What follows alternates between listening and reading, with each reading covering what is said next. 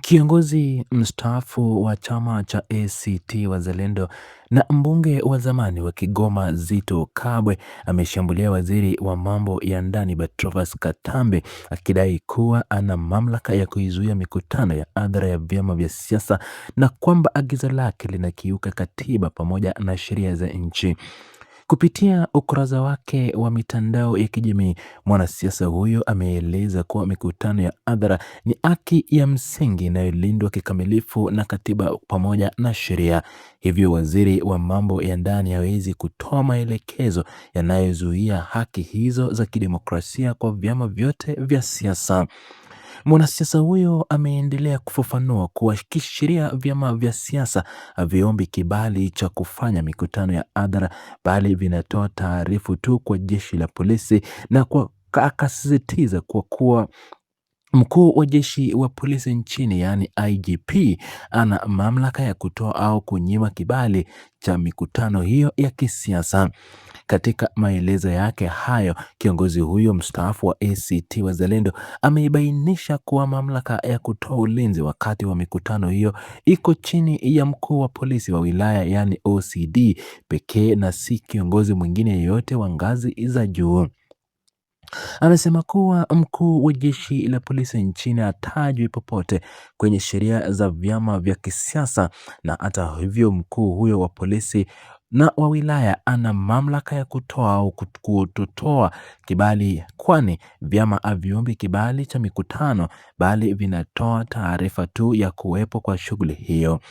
Katika ujumbe wake huo, mwanasiasa huyu amewataka wakamanda wote wa jeshi la polisi kutotekeleza maagizo hayo ambapo yalitajwa kuwa ni ya kisiasa na yasiyo na msingi wowote wa kisheria nchini. Ameonya kuwa mkuu wa polisi wa wilaya yeyote atakayefuata maelekezo hayo ya kisiasa atakuja kushtakiwa kama mtu binafsi mahakamani kwa kuvunja sheria za nchi na katiba. Kauli hizo zimekuja baada ya waziri wa mambo ya ndani Patrobas Katambe kueleza bungeni kuwa jeshi la polisi nchini chini ya uongozi wake alitaruhusu mikutano au shughuli za kisiasa zinazoathiri usalama na utulivu wa kitaifa pamoja na kipindi ambacho kumetarajiwa kuwepo kwa maandamano. Waziri huyo alisisitiza bungeni kuwa vyombo vya ulinzi na usalama vitaendelea kutekeleza wajibu wake kwa mujibu wa sheria katika kuhakikisha utulivu wa taifa unaendelea kuwepo na maslahi ya wananchi.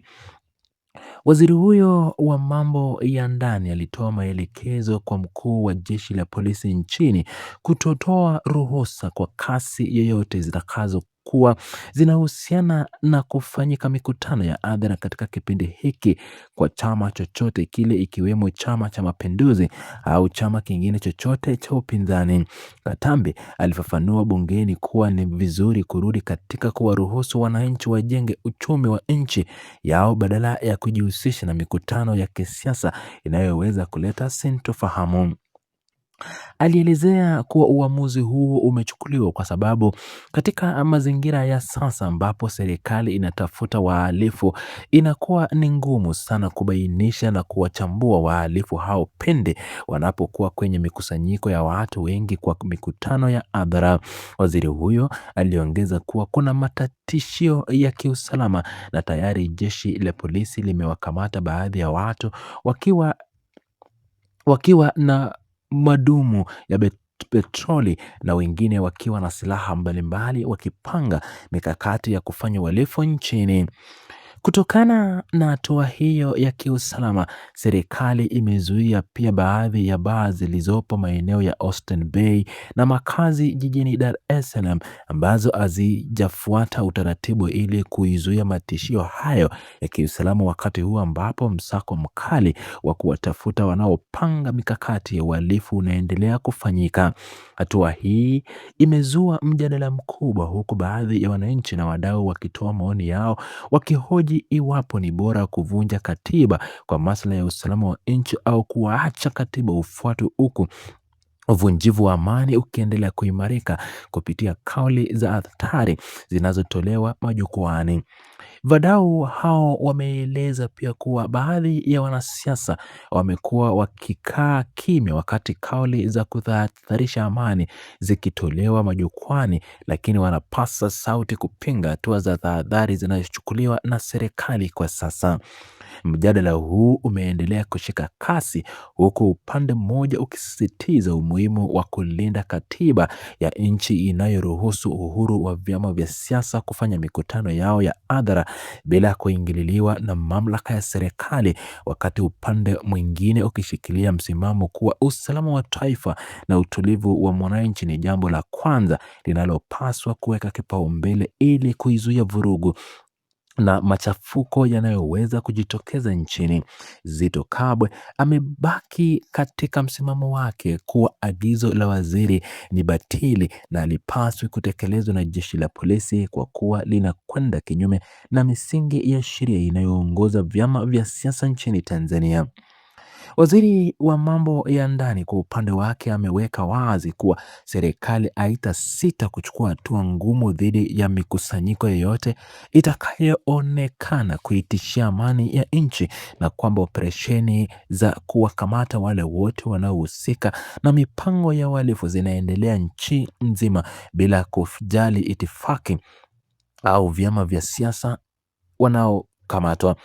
Agizo hilo limeanza kutekelezwa rasmi, ambapo jeshi la polisi limeimarisha ulinzi na kuzuia shughuli zozote za namna hiyo zilizokuwa zimepangwa kufanyika na vyama mbalimbali katika maeneo tofauti tofauti.